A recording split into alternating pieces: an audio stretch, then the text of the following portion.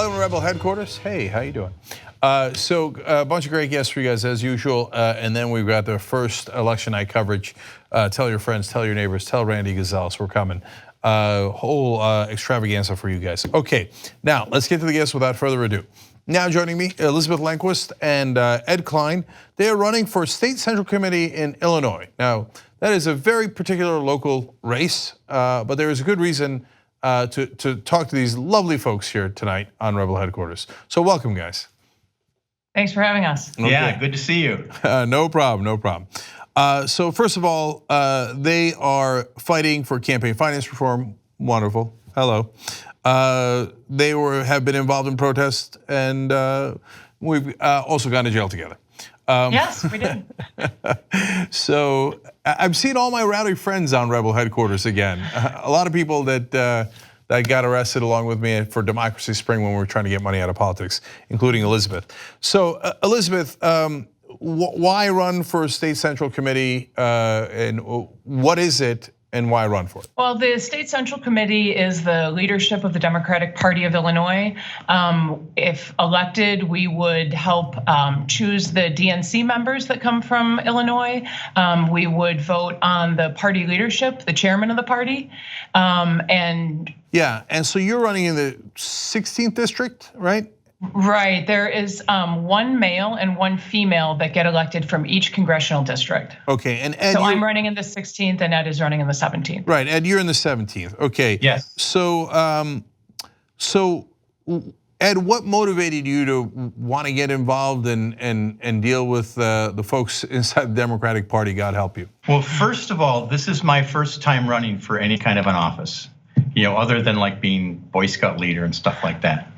But we both have been very disappointed with the response from the Democratic Party to what happened in the primaries.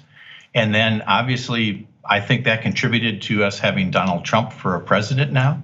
And there's a point where I got and said, do I just be really frustrated on the outside, or do I just try to join and try to really change this from the inside? And so that's the point we're at now, and we're really hoping to see we can make a difference. And so how have your campaigns been met by the Democratic Party?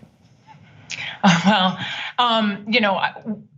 the chairman of the Illinois Democratic Party is a gentleman by the name of Mike Madigan, and he has been chair of the party for 20 years, and he has also been Speaker of the House in the Illinois General Assembly for 33 of the last 35 years. So there is a very strong machine-like structure, political structure here in Illinois that he controls very tightly. And since we knew that there was going to be opposition to our candidacies, we were actually, there are a group of us, we're not the only people involved in this effort. There are 14 of us who are basically Bernie people who are running for State Central Committee. And we were all approached after we got on the ballot and through intermediaries, and were told that if we pre-pledged to vote for Mr. Madigan for chairman after we get elected, that he would not spend money in opposition to us. And none of us took him up on that offer. And the money has already been spent. He's already been spending money in opposition to us and in support of his establishment candidates. So there has been absolutely no encouragement for us to get involved in this process whatsoever. And I myself and the male who was running with me, Art Bardsley, actually had a mailer sent out to I don't know how many people in the 16th district over the last couple of days calling us Tea Partiers. And he makes that statement based on our involvement with the National Anti-Corruption Group Represent Us, because it is fiercely cross-partisan. Yes, he actually names Represent Us in the flyer. That's amazing. You know what? I think I saw that flyer. Yeah, not because I'm in Illinois, but because, yeah. There's a little old lady, and then there's me and my friend in a teacup there, so yeah. And it says we're Tea Partiers, and it's the farthest thing from the truth. It's guilty by association. There are Tea Party people involved with Represent Us, and therefore we must be Tea Partiers. No, so wait, Represent Us and groups like it have to be cross-partisan in order to get real, Yes. solution to campaign finance reform, get money out of politics. Wolfpack's also nonpartisan, right? Yes.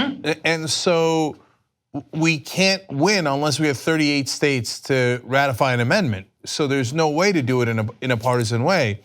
Now they're going to, and whenever they do bipartisanship in Washington, which is agreeing to Republican tax cuts, they love and applaud that. Right. But all of a sudden, when you guys are being bi or cross partisan to get money out of politics, they're like, oh, you're Tea Partiers. Exactly. That's Elizabeth and I, and obviously many more people here in this Rockford area, have been working on this basic issue for many years.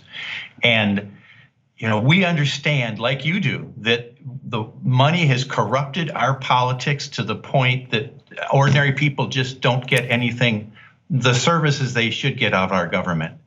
And so, we are trying to always stay cross-partisan, trying to make decisions to involve, the larger electorate, not just the progressives that maybe agree with us, but knowing that we have to do bigger things. And then, Mr. Madigan turns this right around on us. I just wanted one thing. When I was a kid, Richard Daley was the kingmaker of the Democratic Party. He had the machine in Chicago, and people don't understand that machine still exists. It's just that right now, Mr. Madigan runs it.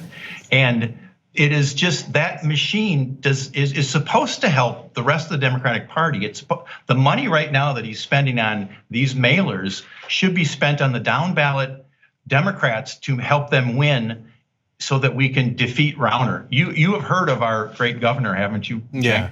Yeah, unfortunately I have.